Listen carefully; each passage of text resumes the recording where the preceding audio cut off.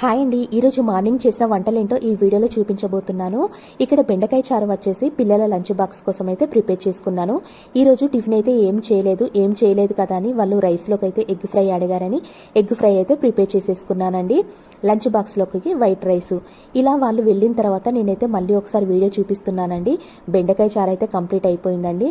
Egg fry నా వరకు చూసారా అండి, నా వరకు వచ్చేసరికి గింతంతే మిగిలిపోయిందండి. అందుకోసమే నాకు సరిపోదు కదా అని మళ్ళీ కందిపప్పు అయితే నానబెట్టుకోవడం జరిగింది పప్పు చారు చేద్దామని.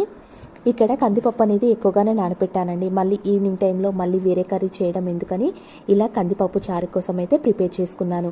అయితే వాళ్ళకు స్నాక్స్ కూడా కావాలి కదా అని నేను కొద్దిగా శనగపప్పు కూడా నానబెట్టుకున్నాను బూరెలు చేద్దామని.